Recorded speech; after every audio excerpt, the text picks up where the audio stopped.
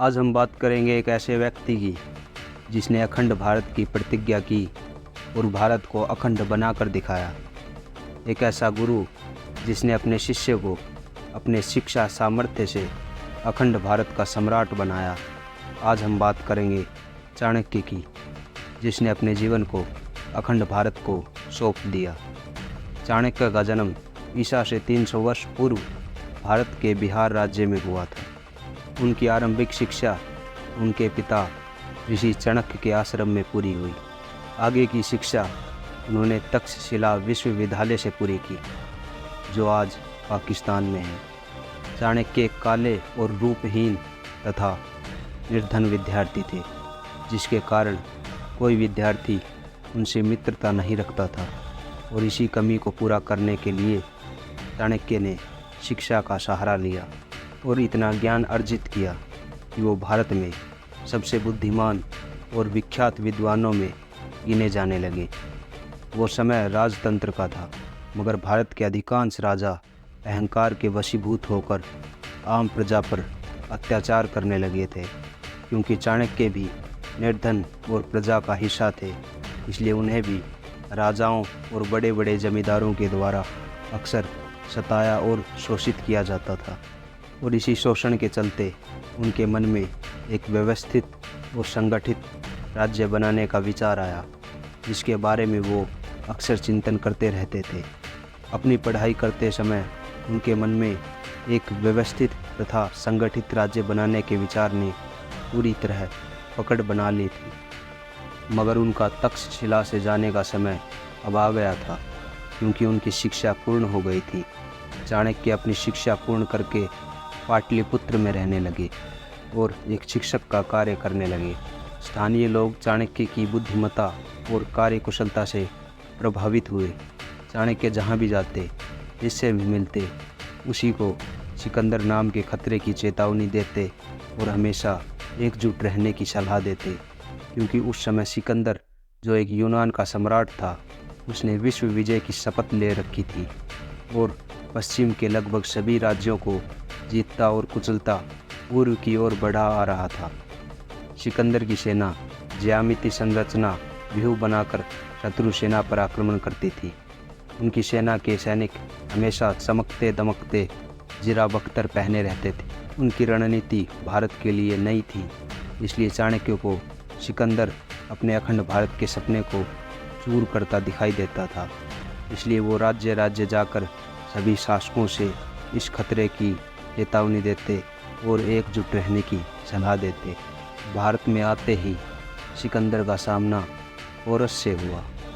Porous को युद्ध में हराकर जश्न मना ही रहा था, तो दूसरी तरफ चाणक्य राजा धनानंद से मिलने की युक्ति ढूंढ रहे थे, और शायद भगवान ने भी उनकी सुन ली और चाणक्य अपने सहपाठी सक्टार, जो कि धनानंद का मंत्री था, उसकी सहायता लेकर चाणक्य राजा धनानंद से मिलने गए।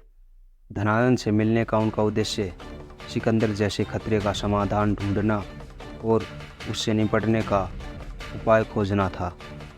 और ये काम राजा धनानंद जैसे बड़े राजा की सहायता से ही संभव था, क्योंकि चाणक्य एक ठिगने काले और रूपहीन व्यक्ति थे। इसलिए राजा धनानंद को उनका दरबार में आना शायद अच्छा ना लगा, क्योंकि भले ही धनानंद बड़ा राजा था, मगर वो बहुत ही दुष्ट और प्रजा पर अत्याचार करने वाला अहंकारी राजा था, जिसके कारण उसने और उसके मंत्रियों ने चाणक्य का मजाक उड़ाया और उस पर क्रोध व्यक्त किया। मगर चाणक्य के इस अपमान को देखकर उनका मित्र स्थान से खड़ा हुआ और राज्य और सभा को संबोधित करके उन्होंने कहा, मैं आज आपको तक्षशिला के महान विद्वान आचार्य चाणक्य से मिलवाना चाहता हूँ, और ये यहाँ एक गंभीर मुद्दे पर बात करने आए हैं। उनकी ये बात सुनकर धनानंद ने उनसे कहा, ये कुरूप और ठिगना व्यक्ति हमसे क्या बात करेगा। चाणक्य अपने ऐसे अपमान को देखकर क्रोधित हुए और सभा में चिल्लाकर बोले, मैं यहाँ ये सोच कर आया था कि यहाँ पर एक व्यक्ति का मूल्यांकन उसकी योग्यता को देखकर किया जाता होगा, मगर यहाँ सब विपरीत हैं। ये सभा केवल मूर्खों का दरबार है। चाणक्य की ऐसी बातें सुनकर सभा शांत और गंभीर हो गई। राजा क्रोधित हो मूर्तिमान बनकर अब भी सिंहासन पर बैठे थे। उन्होंने चिल्लाते हुए चाणक्य से कहा, मुझे और मेरे दरबार को तुम जैसे क्रूप और तुच्छ ब्राह्मण की कोई आवश्यकता नहीं है। तुम खुद को समझते क्या हो? चाणक्य ने घोषणा की, मैं खुद को क्या समझता हूँ, इस बात का महत्व नहीं है, परंतु सभी ये बात सुन लो। मैं इस दरबार में प्रण करता हूँ कि अहंकारी नंदवंश का समूल नाश करके दिखाऊंगा। ऐसा अहंकारी शासक जिसे विद्वानों का सम्मान नहीं करना आता हो, उसे सिंहासन पर बैठने का अधिकार नहीं है। और जब तक मेरा प्रण पूर्ण नहीं होता, मैं अपनी वेणी यानी शिखा नहीं बांधूंगा। ऐसा कहकर चाणक्य क्रोध में भरकर वहाँ से चले गए। जब तक कोई कुछ समझ पाता और उन्हें दंड दिया जाता, तब तक चाणक्य जा चुके थे। राजा से चाणक्य ने दुश्मनी मोल ले ली थी, इसलिए वो पाटलिपुत्र छोड़कर चले गए। इस यात्रा के दौरान उन्हें मार्ग में एक युवक मिला जो धनानंद के अत्याचारों से पीड़ित था, इसलिए चाणक्य को उसे अपने साथ मिलाने का विचार आया। उसे अपना शिष्य बनाना चाहा। युवक ने शिष्य बनना सहर्ष स्वीकार किया। चाणक्य ने अपने साथी शिक्षकों की एक टीम बनाई और उसे चंद्रगुप्त यानी उस युवक की शिक्षा का भार सौंप दिया। चंद्रगुप्त ने 7 वर्षों तक उच्च शिक्षा प्राप्त की तथा साथ साथ उसकी योद्धा बनने की भी ट्रेनिंग होती रही। मगर अब समय था यूनानी सैनिकों की रणनीति और राज्य व्यवस्था को नज़दीक से समझने का। इसलिए चाणक्य ने चंद्रगुप्त तथा उसके कुछ साथियों को सिकंदर की सेना में भर्ती करवा दिया, जिससे चंद्रगुप्त को गुप्तचर का गुण भी सीखने को मिला। इसके कुछ समय बाद यूनानी सैनिकों और सिकंदर ने वापस जाने का मन बना लिया। उसके वापस लौटने के बाद सिकंदर के जीते हुए राज्यों उसी के द्वारा नियुक्त किए गए शासक चलाया करते थे। मगर कुछ समय बाद खबर मिली कि सिकंदर की बीमारी के कारण बेबीलोन में मृत्यु हो गई है और इसके बाद सिकंदर द्वारा जीते गए राज्य स्वतंत्र हो गए थे। सिकंदर की सेना में रहकर चंद्रगुप्त ने अपनी एक सेना भी बना ली थी।